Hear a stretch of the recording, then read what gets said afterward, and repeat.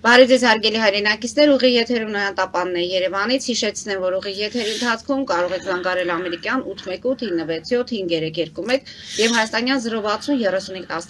31 հեռախոսահամարներով հարցեր ուղղել մեր տաղավարում գտնվող հյուրին։ Այսօր Նոյան Տապանի տաղավարում հյուրընկալել եմ հանրային ձայնկուսակցության նախագահ Արտակ Գալստյանին։ Մեր հետևորդներին հիշեցնեմ, որ Նոյան Տապանի ուղիղ եթերները կարող եք հետևել Նոյան Տապանի պատրոնում, Facebook-յան և YouTube-յան էջերում։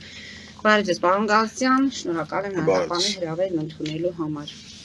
Ես եմ շնորհակալ։ Պարոն Գալստյան, քանի որ դուք եք մեր հյուրը եւ 2 օր առաջ մի քանի դեպքեր տեղի ունեցան Հայաստանի Հանրապետությունում, հենց դրանից էլ սկսենք, որովհետեւ դուք մեր անվտանգության, թե սահմանի, թե ներքին անվտանգության ակունքներում եք եւ Հարությունը ձեզ հիշում է որպես Վանոյի Արտակ, այսինքն Վանո Սիրատեղյան, ով 90-ականներին կառավարում էր երկրի ներքին անվտանգությունը եւ այն ժամանակ էլ զինված խմբավորումներ,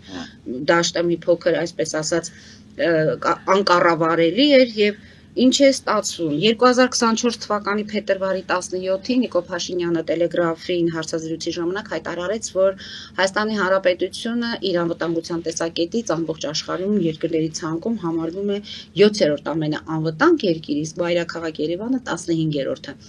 Ընդ որում ինքը հղում էր անում Նամբեո կայքին, այս կայքը սովորաբար ասում են մի փոքր սուբյեկտիվ կայք է, բայց եթե երկրի վարչապետն է այդ հայտարարությունը անում, պետք է ինչ-որտեղ նաև ինքն էլ հիմքեր ունենա, ներքին գործերի նախարարն էլ հաստատեց նրա ասածը։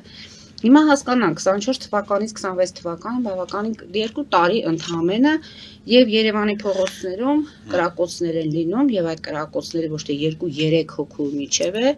այլ 40, այսինքն 4 տասնյակից ավելի խմբավորումներ, տեսանյութը դուք տեսել եք, զինված խմբավորումներ, 1 զոհ, 6 վիրավոր։ Սա Երևանի ներսում, Երևանից դուրս Ամասիայում ադրբեջանցիները Ամասիայում զրուցում են հայ պարեկների հետ, այդ տեսանյութը տարածվեց։ Հիմա այս 2 դեպքերը վերցնենք, մեկը Երևանի ներսում, մյուսը Երևանից դուրս։ Որքանով է անվտանգ եւ Նիկոլ Փաշինյանը հայտարարում է, որ մենք գնում ենք խաղաղության, քանի որ մեր սահմաններին զինվոր չի զոհվում։ Սահմանին զինվոր չի զոհվում, բայց վերջի դեպքերի ժամանակ մենք տեսանք, որ զինվոր եղավ զոհ եղավ հենց ծառայության ընթացքում 24-ամյա պայմանագրային զինծառայողին էլ այնքան ծեծեցին, որ մեկ աչքից աչքը կորցրել է այդ տղան, երկրորդի համար պայքարում են, որ տեսողությունը ընդհանրապես չկոր։ Մի խոսքով այդ քրոնիկան մեկ շաբաթվա եւ այս վերջի իրադարձությունների։ Հա, սենց ասում ձեզ։ Քանի որ խոսքը գնաց Վանո Սիրատեղյանի մասին։ Ինչու հեչատակեցի, որտեվ այդ տեսանյութերը ովքեր նայում էին, ասում են իսկ 90-ականներին էսպեսի բան չի եղել, երբ ամբողջ Նայեք, 90-ականներին, երբ որ Վանո Սիրատեղյանը ստանձնեց նախարարի պաշտոնը, էլի երկիրը պատերազմական վիճակի մեջ էր, կար ընդդիմություն, կան դժգոհություններ, նենց չէր, որ գործող իշխանության համար ամեն ինչ օքեյ էր։ Բայց վստահաբար կարող եմ ասեմ, թե նախագահ Տեր-Պետրոսյանի կողմից, թե Վանո Սիրատեղյանի կողմից երբևիցե առաջնային չի եղել Տեր-Պետրոսյանի աթոռի պաշտպանումը, քան ժողովրդի ներքին անվտանգություն։ Ես կարծում եմ, հենց դա հիմնական պատճառներից մեկն էր, որ մենք հասանք արդյունքի։ Այն ինչ որ տենում ենք, դա հենց իմ նախորդ ասացի լավագույն ապացույցն է, որտեղ ամբողջ իրավական համակարգը, ազգային անվտանգության ծառայություն, ներքին զորքեր, նույնիսկ MЧS, դատախազություն աշխատում են ընդհանրապես մեկ ուղղությամբ՝ Նիկոլ Փաշինյանը աթոռը պահելու։ Այսինքն առաջ երթին գալիս է ամբողջ ուժը իրավապահ համակարգի աշխատում է այդ ուղղությամբ, այն որ արդեն բանը բանից անցնում է, նոր կարող է զբաղվեն խոսքի քրեատին էլեմենտներով կամ նրանով։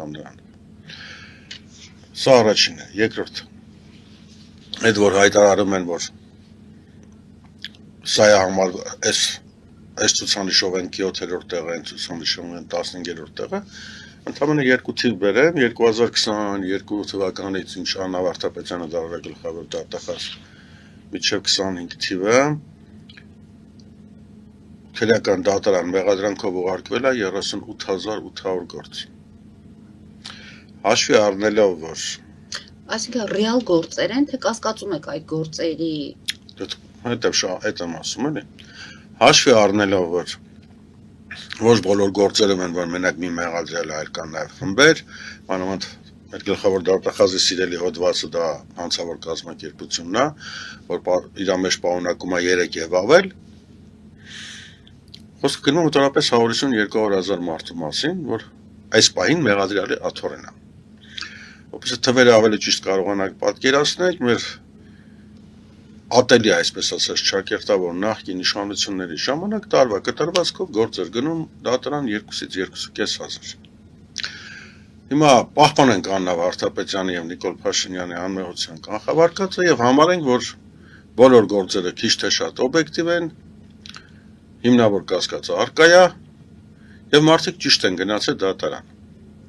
Այսինքն մենք մոտորապես համեմատած Սերժ Սարգսյանի իշխանության ունենք մոտորապես 300% հանցագործության աճ։ Մեզ ում հասկանամ Նիկոլ Փաշինյանի ստրատեգիան ինչումն է։ Այսինքն եթե կոմոդ հանցագործությունները 300% աճում են, ինչ 300 կներեք։ 2038-ի դա մոտորապես 15 անգամ, հա? Իշխանությունն ասում է այն ժամանակ գործը չէր հասնում դատարան, քանի որ ներքին օղակներում կար կոռուպցիա, գործերը փակվում էին, հանցագործները չէին դատապարտվում, պատճառը դա է, իսկ հիմա թափանցիկ արդար։ Բացարձակապես համաձայն չեմ, բազմաթիվ են բողոքները քաղաքացիների կողմից, որ մարդիկ գնում են դիցուկ կպականների վրա հաղորդումներ են ներկայացնում, նույնիսկ գործ չի հարցվում։ Այդ կապված ծածկադմփոսների հետ։ Երկրորդը ոստիկանական համակարգը եւ քննչական համակարգը աշխատում է նույն պլանային տնտեսությամբ, այսինքն ամսվա ընթացքում կան գործ, որում ըստ գործի, այսինքն այդ պլանները, որ եղել է դեռևս նույն մեր ժամանակների, կոմունիստների ժամանակներից փոխանցվեց մեզ եւ հիմա եկել այստեղ, նույն ձևի մնացել է։ Ամեն դեպքում ունենք մոտորապես 1000% հանցագործության աճ։ Հիմա 1000% հանցագործության աճի դեպքում ոնց է մեր երկիրը դառնում ավելի անվտանգ, ես չգիտեմ։ Երևի նենց ոնց որ ասենք խաղաղություն ա բերում։ Խաղաղության հետ կապված վերջերս առիթ ունեցել եմ ասելու, կրկնեմ եւս մեկ անգամ։ Այո, Նիկոլ Փաշինյանին այս իշխանությանը հաջողվում է խաղաղություն բերել։ Դա աներկբա փաստ է, լավագույն օրինակը Արցախն է։ Այնտեղ նույնպես կրակոց չկա, ոչ մեկ չի զոհվում, ոչ մեկ չի մեռնում, մի հատ փոքրիկ բացառություն կա, ուղղակի հայ չկա։ Ես կարծում եմ նույն ձևի խաղաղություն սպասվում է Հայաստանի Հանրապետության։ Ինչ խաղաղության մասին կարանք խոսանք, երբ որ մեր Հայաստանի Հանրապետության տարածքները օկուպացված են։ Գերիները այնտեղ են, ադրբեջանցիներն էլ արդեն գալիս են մտնում են այստեղ, Համասյանի իրենց տունն են մանգալի, մարդկանց ցույց են տալի, ասում են սա մեր տունն է, ու մենք գալու ենք։ Հիմա վաղ այդ ադրբեջանցին, որ եկավ Համասյանի հետ բնակչին տնից հանելու իր տունը վերցնելու, դա խաղաղության դրսևորում լինելու, թե նորից Հաչապնակի կրակոցների նման իրար մորթել են։ Սա է ամբողջ խնդիրը։ Ես ես ասեմ ավելին, իմ մոտ այնպեսի տպավորություն է, որ այն ինչ որ կատարվում է այդ զինված բախումներ եւ այլն, այնպես չի, որ իշխանությունը անկարող է դա կասեցնել, այլ ձեռ է տալի, որտեղ ինչքան ներքին բարակտումը ավելի խորանա, այնքան արտաքին հարաբերություններում ադրբեջանցիների հետ հարաբերությունները ավելի լավ կլինեն։ Այսինքն գտնում եք, որ այս ամենը զուտ պառակտիչ գործերից է։ Միանշանակ, ուրիշ ոչ մի բան չի կարել։ Իսկ իրավապաշտպանները ինքնուրույն չեն գործում, սա էլ փաստորեն ձեր դիրքորոշումն է։ Իրավապահները ավելի շուտ նկատի ունեք։ Այո։ Իհարկե։ Կա ճնշում հենց իշխանությունների կողմից, թե կոնկրետ հրահանգ։ Կոնկրետ հրահանգ։ Եվ այդ հրահանգը ամեն ինչ անել, որպեսզի զոհեր լինեն, հա, պարոն Գալստյան։ Ինչքան վատ, այնքան լավ, իրանց համար։ Լավ, եթե այս մի Նայեք, մարդիկ ամբողջ իրանց նախընտրական քարոզությունը դա չսկսած, տանում են նույն բանի վրա։ Եթե մենք չլեցինք պատերազմը, մենք չեղանք զոհեր։ Հիմա այդ զոհերը իրանք կամաց ցույց են տալիս։ Հիմա դա այնպեսի տպավորություն է, որ այս մարդիկ ինչ եկել են իշխանության, իրաց մոտ պլան ա դրած տարվա կտրվածքով ինչքան հայ պետք է զոհվի, կապ չունի։ Պատերազմի ժամանակ սահմանին, եթե այնտեղ չկա, ուրեմն ներքինով։ Որտեղ էլ եմ ասում։ Ես հիշում եմ 90-ական թվականները, երբ որ հրադադարը կնքվեց, եւ բոլոր այն կլասիկ միջոցառումները, որ իրականացվել են դեռևս այն ժամանակվա տեխնիկական հագեցվածությամբ, մեզ հաջողվեց 2 ամսվա ընթացքում ամբողջ զենքերը հավաքել։ 90-ականներից միջև անցել է գրեթե 30 տարի։ Տեխնոլոգիաները, որոնողական սարքերը եւ ամեն ինչը մի քանի անգամ, մի քանի 100 անգամ ավելի կատարյալ է։ Բայց ես որևիցե միջոցառում չեմ հիշում 44-օրյա պատերազմից հետո Հայաստանի Հանրապետությունում ապօրիններ բերված զենքերի հետ կապված, բացարձակապես։ Ընդհակառակը, այս մարդիկ ինչ արեցին։ Զենքի մասին օրենքում փոփոխություն արեցին։ Բոլորին զենք սկսեցին բաժանել։ Ինչա նախկին իշխանությունները 90-ական թվականների կամ նույն Քոչարյանը կամ Սերժ Սարգսյանը չեն կարողանում զենք ծախեն, կարող էին։ բայց ազգային մենթալիտետը մեր բռնկվող ոգին հաշվի առնելով դա արգելված էր։ Այսօր դա էլ բացեցին։ Նպատակը մեկն է, որ 1-2 սիրեք մի քիչ էլ վերահսկողությունը թույլատում ես, մարդիկ սկսում են հայերը սկսում են սպանել հայերին։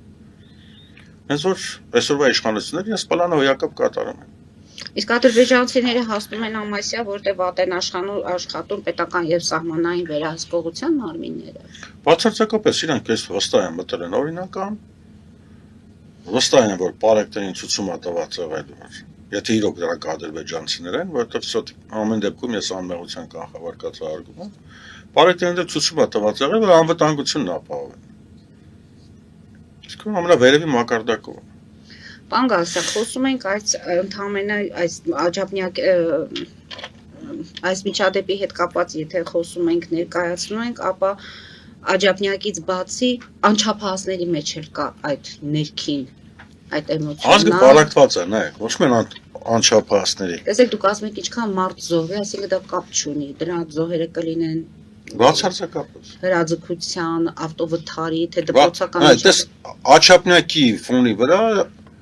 ինձ Վի Կարակոսյանն եղել Աբովյան քաղաքում, եւս միտեղ, եւ բոլոր տեղերը գրեթե զոհերով։ Այսինքն մենք մենակ այդ մի օրվա ընթացքում ունեցել ենք 3 կրակոց հանրապետության տարբեր մարզերում։ Բացարձակապես նորից եմ ասում, ինչքան վատ, այնքան է իշխանության համար լավ։ Սա է խնդիրը իրենց։ Իսկ կադրերի հետ կապված հարությունն ասում է կանայք չպետք է ղեկավարեն այդ կառույցները, դա էլ է ամեն դեպքում։ Նույն հարաբերս ես դες ասեմ, մի քիչ ուրիշ ոլորտ են գնում, հիմա կանայք ինձ ինչ ասես կասեն, բայց ամեն դեպքում ուժային կառույցը սա իմ սուբյեկտիվ կարծիքն է։ Ուժային կառույցը ղեկավար կազմից պահանջում է մաքսիմալ օբյեկտիվություն։ Կին եւ տղամարդ հարաբերությունների մեջ, ասենց ասեմ, ես իմ աշխատած տարիներն էլ բազմաթիվ հանդիպել եմ կանանց, որոնք քննիչներ են եղել, իհարկե արդեն սիրադեղանից հետո, որտեղ սիրադեղանի ժամանակ հստակ հրահանգավորում կար այդ ոստիկան իրավապահ համակարգում կարող էին աշխատել անչափահասների հետ սոցիալական բլոկում, անձնագրային վիզաների վարչությունում, բայց ոչ երբեք քրեական հետախուզությունում կամ քննչականում։ Որտեղ ասենք կինը ինքը իրանով կարող է նեգատիվ կազմի դիմացինի հետ կապված, դիցոք եթե ասենք ինքը հակել է նույն շոուերը ոնց որ ինքը։ Ու դա կարող է դառնալ քրեական մեղադրանքի իրական հիմքը, ոչ թե ինչ-որ գրի թղթի վրա։ Կամ ասենք կարող է տեսնի տղամարդուն, երանգները դուրը չգա, ուսո տղամարդը արդեն դատապարտված է, այսինքն էմոցիոնալ դաշտը լրիվ տարբեր է։ Ես կարծում այո, կինը պետք է այդ պաշտոնները չզբաղեցնի։ Այսինքն կինը պետք է զբաղվի այն ակունքում իր հիմնադրույթում ինչա դրած Աստծո կողմից չէ մայրություն։ Դա արդեն սոցիալականն է, բժշկությունն է, կավլիցի, բայց ոչ երբեք իրավապահ։ Եվ այս համակարգը շտկելու տարբերակը ո՞րն է։ Նո համակարգը շտկելու համար, նայեք, համակարգը նես չի որ։ Այս համակարգը կարելի է շտկել ընդամենը 1 ամսում։ Այդքան քիչ ժամանակ։ Ընդամենը հրանգավորումն է պետք փոխել։ Այսքան բան։ Ում պաշտպանել, նկատի ունեք այդպես։ Այսինքն պաշտպանել ժողովրդին, թե պետության գլխին, կամ իշխանության։ Այն նայեք, սովետական միության սահմանադրության մեջ, որ այդքան քննադատում ենք, սև ոսպիտակով գրած էր, որ միլիցիան պաշտպանում է սովետական ժողովրդին։ Մեր սահմանադրության մեջ գրում է, որ ոստիկանությունը պաշտպանում է պետությանը։ Այս դրույթը պետք է փոխել։ Եվ պետություն ասած, այստեղ դուք հասկանում եք Նիկոլ Փաշինյանին։ Եթե ես չեմ հասկանում, ինքը հրապարակավ հայտարարեց, որ իշխանությունն ու կառավարությունը դա ինքն է։ Դե ես չեմ ասում։ Ինքն է ասում։ Սահմանադրությունը պետք է փոխվի, այդ դրույթն էլ պետք է փոխվի։ Միանշանակ։ Եթե իմ ձեռքը լինի հնարավորություն փոխել սահմանադրությունը, առաջի կետերից մեկը որ կփոխեմ, կլինի դա, որ Հայաստանի Հանրապետության ուժային ստորաբաժանումները պաշտպանում են հայ ժողովրդին, ոչ թե իշխանությանը կամ պետությանը։ Դուրս գանք Արճակետ գովազդային դադարի, պարոն Գալստյան, որից հետո կշարունակենք մեր զրույցը։ Հարգելի հայրենակիցներ, հետևեք, քիչ անց կվերադառնանք տաղավար եւ կշարունակենք։ Ֆելիչե ժամանակակից ատամնաբուժական կլինիկա։ Այստեղ հարմարավետությունն ու խնամքն առաջնային են։ Այստեղ կիրառվում են ատամնաբուժական ամենաժամանակակից տեխնոլոգիաներ, ճշգրիտ ախտորոշում, արդյունավետ բուժում, նուրբ փորձառություն եւ անհատական մոտեցում։ Սկսած սովորական մանրուքներից մինչև առաջադեմ ընթացակարգեր, այստեղ դուք գտնվում եք բարձր որակավորում ունեցող եւ փորձառու ատամնաբուժական մասնագետների ձեռքերում։ Մեր բարեկամական եւ հյուրընկալ անձնակազմն այստեղ է յուրաքանչյուր այցը հաճելի դարձնելու համար։ Ֆելիչե, ձեր առողջ եւ ամենաերջանիկ շպիտը սկսվում է այստեղից։ Եկեք եւ բացահայտեք նորարարության փորձագիտության եւ կարեկցանքի կատարյալ համադրությունը։ Վաճառվում է գերմանական հնաոճ դաշնամուր 1892 թվականի արտադրության ֆոն Մուլբախ, գտնվում է գերազանց վիճակում, կինը 15,000 ԱՄՆ դոլար, հեռախոսահամար 094 115 310։ Երևան փոստը Գրանադայի ուզում, տեղեկացնում է։ Դրամական փոխանցումներ 1%-ով, օդանավով 1 պաունդը 2.99, նավով ուղարկեք մեկ արկղ, երկրորդ արկղը անվճար, ավտոմեքենաների փոխադրում անհավատալի արժեքներով, ինչպես նաև կահույք և մեծ չափի բեռների փոխադրում։ Ջաքփաթ հագուստի խանութը երկրորդ մասնաճյուղն է բացել Գլենդելի սրտում, որտեղ կարող եք ձեռք բերել եվրոպական եւ ամերիկյան ընտիր հագուստեղեն, կոշկեղեն, աքսեսուարներ, պայուսակներ ամենահարմար արժեքներով։ Նաև կարող եք ցանկացած ապրանք պատվիրել եւ ձեռք բերել կարճ ժամանակում։ Ջաքփաթի Գլենդելի հասցեն է 1135 North Pacific Avenue, հեռախոս 818 813 2252։ Ջաքփաթ հագուստի լավագույն կենտրոնը Գլենդելում։ 60-ից ավելի ճանաչված եվրոպական բրենդների ինքնատիպ, չկրկնվող եւ մատչելի ընտրանին Fortuna Home and Country House խանութ սրահում։ Նորավոճ սպասք եւ կահույք հորեկա բնագավառի համար, տեքստիլ տնտեսական ապրանքներ, ամեն ինչ գեղեցիկ կյանքի համար։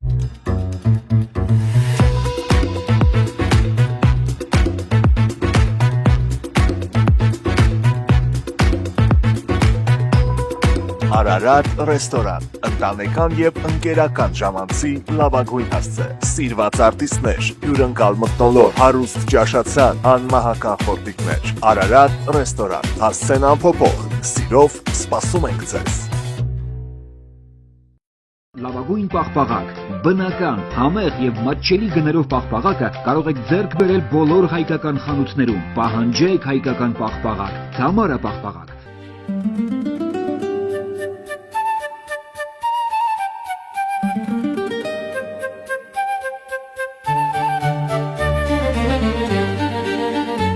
Նոյան տապան տպարան, Նոյան տապան հրատարակչություն, շարվածքից մինչև տպագրում, զանգահարեք, գրեք, այցելեք, միասին պատրաստենք ձեր գիրքը, ամսագիրը կամ թերթը, որտեղ նշվելու է, տպագրված է Նոյան տապանում։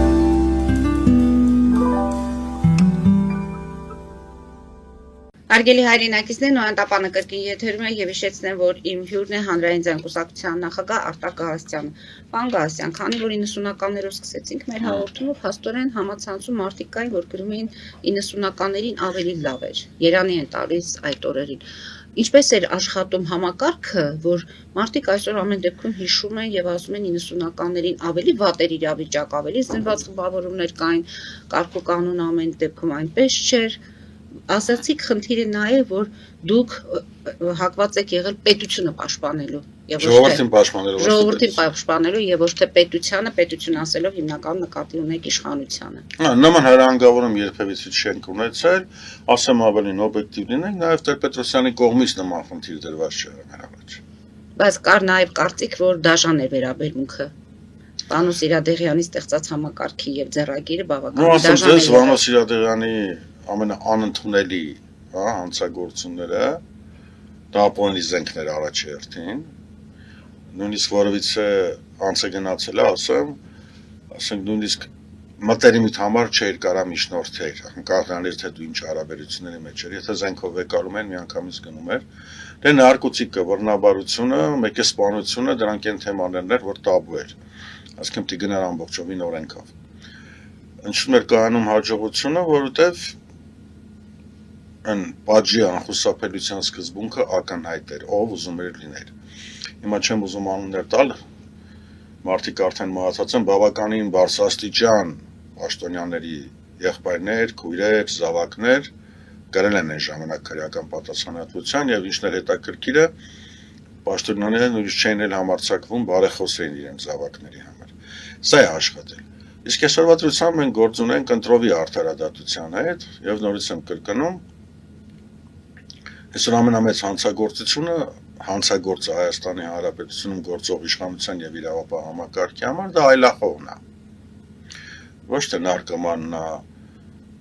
ոչ թե զինված խուլիգանն է, ոչ թե կառուցիաներն է, այլ այլախոհն է, այսինքն ով դեմ է իշխանության, ինքը համար առաջի թիրախն է եւ ամբողջ իշխանական համակարգը աշխատում է այդ ուղղությամբ։ Թվերը նոր ասեցի։ Տարեկան 2000-ից գործերի թիվը հասել է 40,000-ի։ Մենակ հունվար ամսին 26 թվականի 1650 գործ նորից ուղարկվել է դատարան։ Ցենց իմանայք, Մարի ջան, խոսում ենք թվերով, բայց պատկերացրեք, որ ամեն թվի տակ դրանք մարդիկ են, կենդանի, նրանք իրենց ընտանիքներն են, երեխաներն են, այս մարդիկ բացարձակապես որևիցե այլախոհություն, որևիցե բան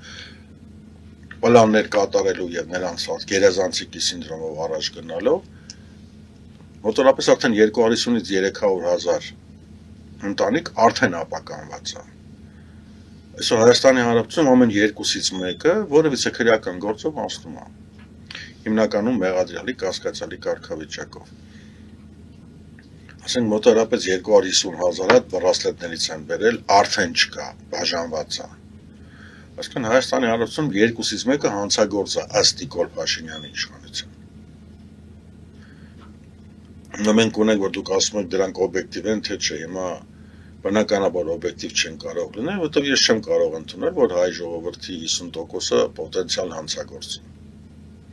Այն 50%-ն էլ հերթի մեջ է ընդհանրապես։ Ես վերջերս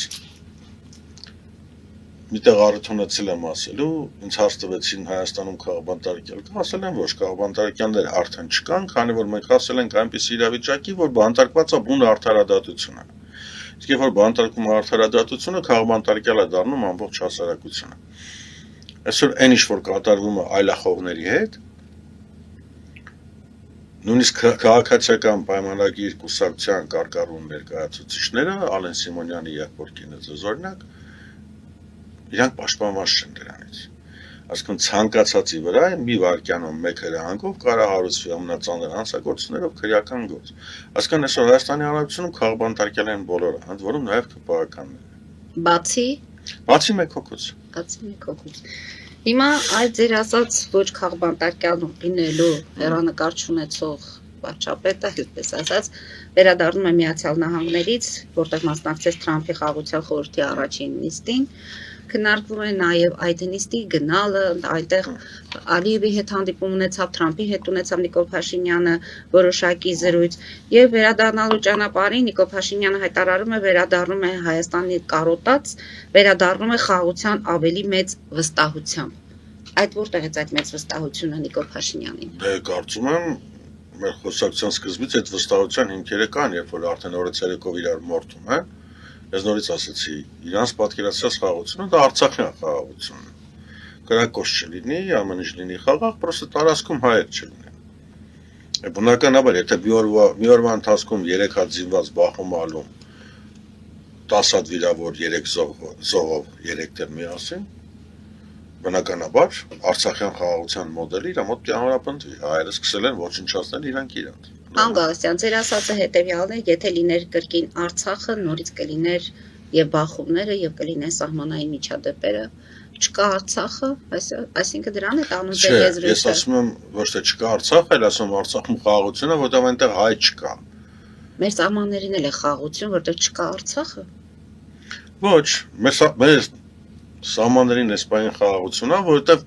ադրբեջանցին այլևս կրակելու որևիցե մոտիվացիա չունի, որովհետև մեզանից ինչ պահանջում են տալիս ենք։ Բայց նույն Միացյալ Նահանգների փոխնախագահը ոչ թե համարում են, որ ինչ ուզում է Ադրբեջանը մենք տալիս ենք, այլ երկու նախագահներն էլ հասկացան, որ պետք է վերջ դրվի այդ երկարատև հակամարտությանը եւ շնորհակալություն են հայտնում, որ այս տղաները հասկացան ի վերջո եւ գնացին։ Այդ որ փոխնախագահանա որ Միացյալ Նահանգների դիվենս դիմում է Փաշինյանի եւ Ալիևին, շնորհակալություն է հայտնում նրանց, հայտարարեց, որ կողմ են դրել տեղադրել էր ցեղասպանության մասին նյութը, հետո վախից հանել էր։ Սխալմամբ տեղադրել էր։ Իր հայտարարությունից եմ ասում։ Ասենք Հայաստանի Հանրապետության հասարակությունը մենակ այդ միջադեպից հետո որևիցե լուրջ փաստարկի տեղ դիտի նրա խոսքերը։ Այսինքն դուք լուրջ չեք վերաբերվում իսկ հայ-ամերիկյան էս ընդհանուր Ինչին։ գործընկերությանը, նոր հարաբերությունների ձևավորմանը։ Հիմա առանց այդ քարոզչական թեզերի ինձ կարող եք բացատրել այդ գործընկերությունը չի հետա կապված։ Դե հիմա մի քանի ամսից հետո հնարավոր է մենք տեսնենք մեր տնտեսությունը կզարգանա թրիփի ծրագրի հետ կապված Թրիփի ծրագիրը առավելագույնը մոտորապես $100 միլիոն ներդրում է, հա, սա առաջինը, հա։ Երկրորդը ներքին համոզմունք ունեն, որ այդ ճանապարհը երբևիցե չի կառուցվելու, դա երկրորդ, անկախ Ադրբեջանի ցանկությունից։ Ասենք մոտ լավ 100 միլիոնի չափ թրիփը։ Ուրիշ արհեստական բանականության կենտրոն կդառնա Հայաստանը։ Երբ։ Դե Նիկոլ Փաշինյան դրանից հետո արդեն ազգային ժողովում ասում էր, որ մենք մեր ծրագրերը արդեն պետք է ներկայացնենք քննարկման։ Գուցե սպասում են ընտրությունների ավարտից հետո։ Այ Մարի ջան, 7 տարի է լսում ենք։ Հիշում եք Եվրոպան, երբ որ հոկտեմբերի 2-ը ենք ստորագրում, Արցախը ճանաչում ենք Ադրբեջանի առանցքային ամբողջականության մեջ, ճիշտ եմ հիշում Եվրոպան մեզ $3 միլիարդ դոլար էր տալիս։ Տվեց։ Իսկ ինչու չտվեց։ Իսենց ասեմ։ Եթե իրոք խոստացած լիներ կտար։ Դուք նկատի ունեք, որ մեզ անլուրջ են վերաբերվում եւ որպես պետություն մեզ Այսքան օրինակ նայեք, հիմա նոր թեզ են մտցրել, որ այն սխալ թարգմանությունով, որ իբր թե $9 միլիարդ մոդուլային ատոմակայաններ, դες թմկահարում են, ընդ որում ուզում են նաեւ մեծամորի ատոմակայանը փակեն։ Դեք տարօրինակը որն է, որ գերակի է զարգացած մարդիկ, որ դա մեր Բակալենիայի ժողովուրդը սովետական միությունը անցած է։ Ասենք մարդուն հարցը ստել ասում ես, որ տես թմկահարում ես էլի։ Լավ, գոնե մի ալարեք, համացանցում գրեք մոդուլային ատոմակայաններ, բայց հասկացեք, вообще դա իրանից ինչա ներկայացնում։ Ուրեմն ամբողջ աշխարհում կա գործող մեկ մոդուլային ատոմակայան։ Հյուսային Սառուցյալ օվկիանոսում Ռուսնենն է, ընդ որում ռուսական արտադրություն։ Կա երկու հատ նախագիծ, որ կյանքի կոչվի մոտ 10 տարի հետո մեկ իրականացնում է, թե չեմ սխալվում, Չինաստանը, մյուսը էլի ասիական։ Ասում են Թայվանում էլ կա։ Մեկը Չինաստանն է, կարող հենց այդ Թայվան-Չինաստանն են ասում, բայց նա էլ դեռ պատրաստ չի մոտ 10 տարի հետո կլինի։ Հա, մեկ էլ Միացյալ Նահանգները սկսել են նոր փորձարկումները։ Այսինքն մոտավորապես մի 10-15 տարի հետո կարող է այդ մոդուլային ատոմակայանը լինել կամ չլինի։ Այսօր մենք խոսում ենք $9 միլիարդ ատոմակայան գնելու մասին, որտեղից ումից։ Մեզ գումարը չեն նվիրում։ Մեզ գումար չեն նվիրում, մեզ թույլ են տալիս, որ մենք $9 միլիարդ առնենք իրանցից։ Այդ նույնը ոնց որ հիմա ասենք դուք ինձ ի վրա օրինակը չբերեմ, ոնց որ ասենք դուք մեկին թույլ տա գա Նոյան տապանում ելույթ ունենալու ձեզ վճարելով $1,000, մարդը գա ձեզ վճարի $1,000, այստեղ ելույթ ունենա, հելնի ասի, որ Նոյան տապանը իր մեջ $1,000 փող ներդրել։ Այսինքն սենց ասեմ ձեզ։ Կա լկտի սուտ, կա վիճակագրական սուտ, կա ժամանակին քաղաքացիական պայմանագրի սուտ, բայց այս վերջի սուտերը արդեն որից է տրամաբանության մեջ չեն տեղ։ Այդ դեպքում ուր է տանում այս գործընկերությունը, հայ-ամերիկյան, որին դուք չեք վստահում։ Ոչ մի տեղ։ Նույն երկաթգծի հետ կապված ռուսական կողմի հայտարարությունը լսեցինք, երկաթգծի կառավարման հետ կապված Նիկոլ Փաշինյանի հայտարարությունը լսեցինք, որ կարող ենք բարեկամական մեկ այլ երկրի փոխանցել։ Այդ դեպքում այս բոլոր խոսակցությունները ինչի համար են։ Շեղում։ Ինչից։ Բուն նպատակից հայաթափել Հայաստան։ Արցախյան խաղաղությունը բերել Հայաստան, ասեն ստանում։ Հայաստանում կլինի խաղաղություն, երբ որ Հայաստանում հայեր չեն լինի։ Եվ դրանում ով է մեզ օգնելու, նույն արևմուտքը։ Այո, դրանում արևմուտքը ամբողջովին օգնելու է։ Իսկ ռուսական կողմը ինչ է անելու։ Ռուսական կողմը ինչքան կարող է դիմադրել, չգիտեմ, կամ էլ մի ժամանակ կգա մի հատ որոշակի պահ, որ նրանք էլ կօգնեն, ասեն ասված ձեր հետ։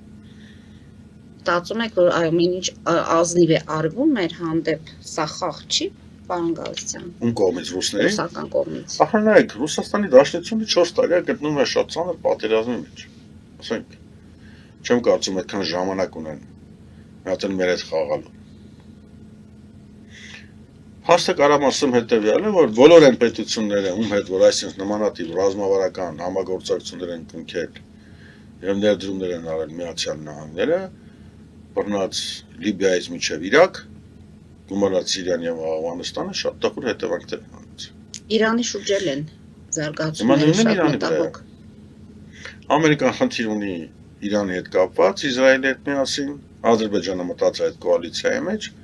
խանգարող օղակներից մեկն էլ Հայաստանն է, եթե մեզ ոնց որ թե արդեն ներքաշում են դրա մեջ, որովհետեւ Իրանի արտգործնախարարությունը երկու անգամ շատ կոշտ հայտարարություն արեց մեր իշխանությունների հետ։ Բայց հետո փոխեցին դիրքորոշումները։ Դե փոխեցին, հետո մերոնք ինչպես միշտ պոլկները քաշեցին։ Մոռացել եք միտինգները Պասկստանի դեսպանատան։ Այդ երկու օր առաջ նորից զգուշացում եղավ, որ եթե հանկարծ Հայաստանը փորձի ամերիկյան զինվորներ բերի սահմանի վրա կամ որևիցե միջանց տրամադրի ամերիկյան զենքի համար, շատ վատ հետևանքներ կունենան մեր Հայաստանի Հանրապետության համար։ Ոնց ասեմ ձեզ, ախր իրանց ստերի մեջ իրանք են ամբողջովին խճճված։ Սկզբնական նախ հեղափոխությունից հետո առաջի մի տարին, երկու տարին իրանք լավ սուտն ասում են, բայց հավատում են, որ այդ սուտը կանան կյանքի կոչեն։ Իսկ հիմա ամեն անգամ ասում են մի հատ նոր սուտ, հին նախքին սուտը ծածկելու համար ուրիշ վշիվ է։ Աշխարհը կլռի, եթե Ադրբեջանը գնա այդ քայլին մեր հանդեպ։ Միանշանակ։ Իսկ այդ որտե չի լռել, այդ որտեղ է աշխարհը ձայն բարձրացրել։ Ուկրաինայում ձայնա բարձրացնում։ Կամ որ բարձրացնում է ինչ։ Ռուսական զորքերի առաջխաղացումն է կասեցրել։ Չեք վստահում։ Այդ դեպքում ինչպես կարող եք մեկնաբանել, որ Դիվենսը գնում էր Բաքու, խնդրեցինք մեր կողմից, որ գերիների հարցը բարձրացնի եւ ասում են Եվ բարձրացրեց տվեցին։ Բացի չտալոց Հաջիևը ընդ որում խոսում է Ռուբեն Վարդանյանի, Բակո Սահակյանի, Արայք Հարությունյանի մասին եւ ինչ է ասում է, որ նրանց այդ դատավճիռը դա արդարությունն է, դա տևական Հաջիևին ժողովրդի հանգիստ տղանք, եկեք նայենք խաղաղության համատեքստում, այ որ Վենսը գնաց իբր թե խոսած հայ գերիների մասին, Ալիևի պատասխանը մեր ռազմաքաղաքական ղեկավարությանը եւ մեր գերիներին գտնվող Համատես Նյուրնբերգյան դատավարության եւ նացիստների հետ։ Դա Ալիևի խոսքեր։ Հիմա ըստ ձեզ կա աշխարհում մի հատ պետություն, որ կարող է հայտարարի, որ այս մի պետությունը նացիստական է ու նրա հետ խաղաղություն կնքի։ Դա մեզ ֆաշիստական էր ասում։ Դե դա նացիստական ֆաշիստական։ Ասում եմ, ինչ սա էր անդադ ասում։ Չէ, հիմա կոնկրետ Վենսի խոսքերի արդյունքում մենք դառանք ֆաշիստական, նացիստական պետություն։ Հիմա հարթ Ադրբեջանի նախագահը, որ Հայաստանը համարում է ֆաշիստական եւ նացիստական, մեր խաղաղությունը կնքելու։ Եթե ամփոփենք արտաքին հարաբերությունները ինչպես է գնահատում, արդյոք այս աշխարհը մեզ ճանաչեց Նիկոլ Փաշինյանը, այդքան հանդիպումներ Արարատ Միրզոյանը, այդքան հանդիպումներ։ Շատ վատ է, որ աշխարհը մեզ իրենցով ճանաչեց։ Եվ հետևանքը որն է լինելու։ Հետևանքը արդեն եղել է։ Չգիտեմ, ազգը կարա համախմբից հրատակից դուրս գա թե չէ հարցի երկրորդ կողմն է, բայց շատ վատ է, որ աշխարհի մակարդակով մենք դառել ենք անողնաշար ընդհանրապես։ Արգելի հայրենակիցներ, նորանդ ապանը կրկին եթերում է։ Պարոն Գալստյան, ուժեղ Հայաստանի վարչապետի տեխնացուն Սամվել Կարապետյանն է, ուժեղ Հայաստանը պնդում է, որ իրենք այն առաջնորդը կունենան, ով Ալիևին կկարողանա ասել ոչ, ուժեղ Հայաստանի առաջնորդը կկարողանա երկիրը վերհանել այս իրավիճակից եւ տանել զարգացման։ Դուք ինչ կարծիքի եք որպես ընդդիմադիր քաղաքական ուժ։ Ուսանց ասեմ, Սամվել Կարապետյանի ճանաչում դեռ 90-ականներից ռուսական խոսքը լիխի 90-ը։ Ունեթե մեր ժամանակաշրջանի մարդկանց մոտ բավականին տարածված,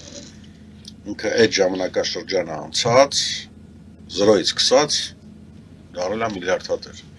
Ընդ որում առավելությունն նա, որ յան չեն կարող մեղադրել Հայաստանը թալանելու մեջ, որտեղ այդ մարդը երբևիցե Հայաստանը որևիցե պաշտոն չի զբաղեցրել, այսինքն ինչ էր այլ, ինչ էլ չի արել, ամեն դեպքում այլ է Ռուսաստանի Դաշնությունում, Կավլիցի միջև այսօր որևիցե քրեական հետապնդման չի ենթարկվում։ Սա առաջինը, այսինքն ինքը ինչ ունի, ինչի հասել է 0-ից։ Ասել է իր ուժերով, Առանց որևէ խարդավանքի կամ ինչ-որ մի բանի։ Այսինքն մինիմում կարող ենք ասել, որ գոնե թե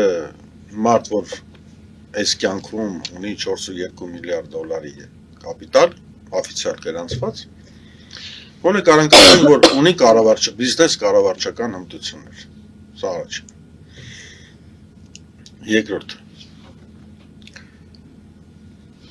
Մարդը լինելով բիզնեսմեն կարողանում է շատ ջերմ հարաբերություններ ունենալ գերհզոր պետությունների առաջի դեմքերի հետ։ Այսինքն կարելի ասել, որ գոնե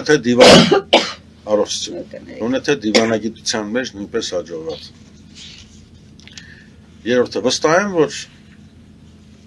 Ալիևին չի ասելու համար շատ բան պետք չի, ընդհանրապես պետք է հաչ ասել ամեն ինչին։ Կարծում եմ, որ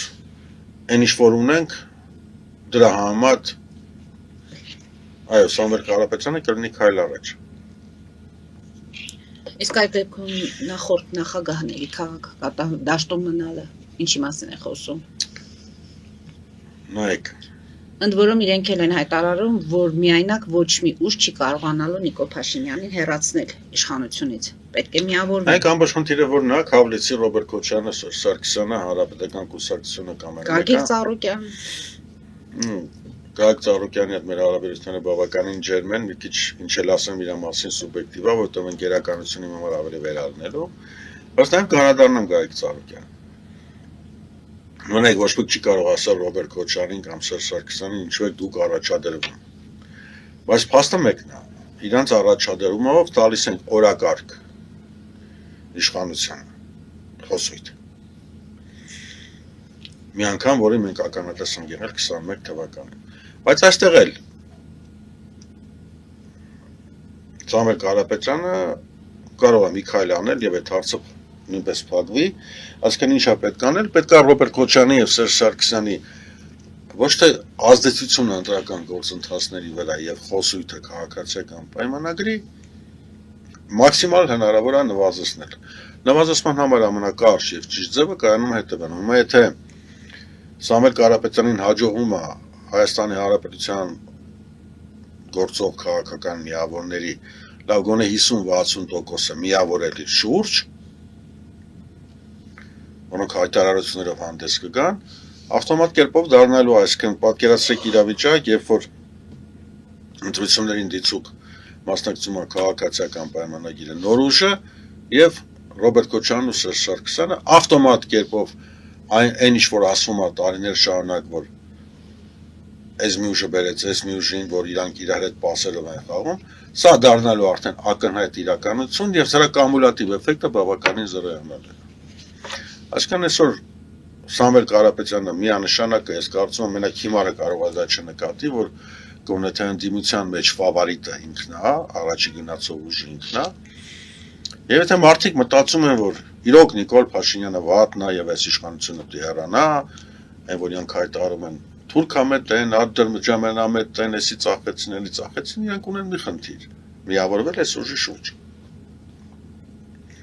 Նույնիսկ եթե այս երկուսը որոնք ժամանակին Արցախից գաղթել են Հայաստանի Հանրապետություն, իրանք են փորձում շարունակեն նույն խաղը, որ տևել եղել է 18-ին, եղել է 21-ին, այս դեպքում այս խաղի ազդեցությունը շատ ցածր է լինել։ Այո, ներուժը պետք է հիմի բանից, ինչքան մանր կուսակցություններ կա, գոնե քաղաքական հայտարարությունների մակարդակով պետք է բերի հապախմբի իր շուրջ։ Եղավ այդ համախմբումը իր մոտ հաղթանակը նույնպես կլինի։ Ինչ մնում է Գագիկ Ծառուկյանին, Մնայք, ամբողջ խնդիրներն է, որ տարբեր կուսակցություններ հայտարարել են, որ Գագիկ Ծառուկյանի հետ համատեղ գնալու են ընտրությունների։ Ինչ վերաբերում է Գագիկ Ծառուկյանին, դեռ ես նման հայտարարություն իր կողմից չեմ տեսել։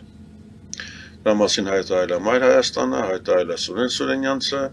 ու որպես ընկեր ես կցանկանայի, եթե Գագիկ Ծառուկյանը մասնակցում է ընտրություններին, ինքը մասնակցի իր դեմքով, որտեղ ժողովրդի իրոք որոշակի ժողովրդի մի հատված իրան սիրում է, բայց եթե ինքը պետք է նորից ասոցացվի նախկին նախագահների հետ, դա կարող եմ ընկերոջը վնասի, առիթ եղել հանդիպեմ, բայց որ հանդիպեմ ես այդ կողմից ժողովրդի հիշում է նաև Գագիկ Ծառուկյանի հանդիպումը Նիկոլ Փաշինյանի հետ հեղափոխության այդ։ Ну, սենց ասեմ ձեզ, ուրեմն հեղափոխության եւ Նիկոլ Փաշինյանի հետ կապված իմ մոտ կա մի ջրբաժան։ Միջև 2020 թվականի նոյեմբերի 9-ը եւ դրանից հետո։ Միջև նոյեմբերի 9-ը ես ինքս եղել եմ Նիկոլ Փաշինյանի ամենալավ ջատագովներից մեկը։ Եթե ես կարողացել եմ խափնվել, իսկ ով ասում, որ Գագիկ Ծառուկյանը չպիտի խափնվեր։ Բայց նոյեմբերի 9-ից հետո երբևիցե ինչ-որ մեկը տեսել է Գագիկ Ծառուկյանին Նիկոլ Փաշինյանին։ Կհետևենք իրադարձությունների, ներքաղաքական կյանքում իրադարձությունները շատ բավականին արագ են ընթանում, կան նաև խուզարկություններ, կան ձերբակալություններ, կան կալանքներ, մի խոսքով իշխանության վերջին։ Եվ մեկ գովազդային դադարեր դուրս գանք եւ ուզում եմ անդրադառնալ ձեր փոսերի բաստիոն այդ մի փոքրիկ հոդվածին։ Հարգելի հայրենակիցներ, Նոյան Տապանը կրկին եթերում է։ Պարոն Գալստյան, դուք Երևանի ավականու անդամ եք եւ փոսերը փաստորեն այդ փոսերի բաստիոնի մասին եք գրում, դուք ինքներդ լինելով այնտեղ, այսինքն քաղաքի կառավարման ղեկը ձեր ձեռքին է, ձեր, նաեւ ձեր։ Ինչու այս իրավիճակը ստեղծվեց Երևանում, Երևանից զատ նաեւ Հայաստանի բոլոր մարզերում այդ փոսերի բաստիոնը շատ լայն հասկացողություն է։ Որտեղ նայեք, ասենք նայումս քաղաքական դաշտով ներկա եւ նախկին իշխանությունները իրար մորթում են։ Հիմա չեմ ուզում անուններ տամ, ընդհանրապես կակնարկեմ։ Հիմա Երևան քաղաքի ասֆալտապատման տենդերներից շահումներից մեկը, որ 50+1%-ն է, նախկին նախագահի Մորաքրոջ որդին։ Որ նախագահի։ Արդեն ասեցի, ավել բան չեմ ասել։ Ավել չեք ասել։ Նախկին նախագահներից մեկի Հարությունալ Մորաքրոջ որդին, ինքն է տենդերը շահ։ Մյուսը գործող վարչախմբի եղբայրն է։ Այսինքն կարանք ասենք, որ այդ հոդվածի հենց ամբողջ իմաստը, որ տենց ընդհանուր է գնացել, որտեղ այս փոսերի առաջացման մեջ պատասխանատվություն են կրում երկու կողմերը, եւ նախկինները, եւ ներկաները։ Հիմա ինչն է հետաքրքիր։ Այս փոսերը, որ առաջացան, իշխանությունների մեջ շատ հետաքրքիր ճանապարհով գնացին, սկսեցին հայտարարել, որ քանդվել են նախկին իշխանության ասֆալտները, ես նորից անուններ չտամ, քաղաքապետարանի ղեկավարներից մեկին ընդհանրապես ասացի, այդ լավ է, որ ամեն ինչ գցում եք նախկինների ջեբը, բայց տվյալ դեպքում դուք ուղարկի իրանց գովազդում եք, դուք մոռացել եք, որ 8 տարի է իշխանությունը դուք եք, հիմա ուզում եք ասեք, որ նախկինների փռած ասֆալտը 8 տարի դիմանում է, ձերը մի ամիս էլ չի դիմանում։ Այդ խոսությունը իրանց մեջից վերացավ։ Նայեք ընդհանրապես ոնց է այդ համակարգն աշխատում։ Քաղաքապետարանը հայտարարում է տենդերը շահում է X ընկերությունը, այ որակ հսկողություն, տեխնիկական սպասարկումը կատարում է մեկ այլ ընկերություն, որը որ դրա իրավունքը շահում է արդեն կառավարության հաստատված տենդերից։ Այսինքն ասֆալտապատող ընկերությունը ասֆալտ արես պրծավ, ընդունողը ոչ թե Երևանի քաղաքապետն է, էլի Երևանի քաղաքապետն է։ Բայց տեխնիկական որակին համապատասխանումը տալիս է այս ընկերությունը։ Երբ որ այս ընկերությունը այս թուղթը տալիս է, քաղաքապետը արդեն չի կարող չընդունել այդ ասֆալտը։ Այսպես բայց սիրուն կառուցության սխեմա է գծած, պատկերացրեք ասած։ Նույնը վերաբերում է նաև բարձրաբանական շենքերին եւ այլն եւ այլն։ Այսինքն շան գլուխը այստեղ է թաղված, իսկ սովորական աչքով որ նայում ես, բնականաբար որակն է, բնականաբար հաստությունն է, բնականաբար մեր իշխանությունների սիրած ասֆալտը ոչ միայն անորակ է, այլ հիմնական կառուցության հենց այդտեղ է։ Ու քաղաքական ձևակերպումը կարող եմ տալ այսպես, որ ազգային ժողովի ընտրությունների նախաշեմին նույնիսկ ասֆալտը լքել է քաղաքացիական պայմանագիր կուսակցության։ Շնորհակալություն եմ հայտնում, պարոն Գալստյան, այսօրվա մեր հաղորդման համար, մեր հաղորդումը մոտեցավ ավարտին, հետևենք իրադարձություններին, հետևենք զարգացումներին եւ շատ կարճ մեկ րոպեվա ընթացքում քաղաքացիական պայմանագրում քվեարկության մասնակիցներից 38-ը չեն քվեարկել Փաշինյանի օգտին։ Սա ինչի մասն է խոսում։ Ցած ասեմ, միգուցե չեն հասկացել, որ դուք քվեարկել։ Ընդհանրապես որտեղ կարծիք կա, որ ամենահավատարիմներն են ցուցակի մեջ անցել, ովքեր հավատարմությունը ցույց են տվել Նիկոլ Փաշինյանին, իսկ նրանք, ովքեր մնացել են ցուցակից դուրս, արդեն տարաձայնություններ։ Ես չեմ կարծում, որ քաղաքացիական պայմանագիր կուսակցությունում կա այդպես խոճապ չկա։ Չէ, խոճապը կարել էլ մի այլ կերպ, սենց ասեմ ձեզ, այդ հավատարմության ցուցանիշը, ախր մի խումբ մի կառույց, որ կառուցված է հիմքում դրված գցել է, էլի պիտի հիշեմ, սկսեցինք Վանո Սիրադեղանով եւ ավարտենք Վանո Սիրադեղանով, Վանո Սիրադեղանը մի լավ խոսք ուներ, ասում էր այս աշխարհում նույնիսկ չգցող մարդկանց են գցում, ուր մնաց գցողներին չգցեն։ Դա համար այդ միֆը հավատարիմ Նիկոլ Փաշինյանը չունի ոչ մի հատ իրեն հավատարիմ մարդ, սուտ մի բանի պատճառով, որովհետև ինքը իր այությամբ հավատարիմ չի։ Եվս մեկ անգամ շնորհակալություն եմ հայտնում ձեզ, հետևենք զարգացումներին, հարկ լինելու դեպքում կհանդիպենք այս տաղավարում։ Հարգելի հայրենակիցներ, այսօր այսքանով ավարտում ենք, հետևեք զարգացումներին, մնացեք խաղաղությամբ։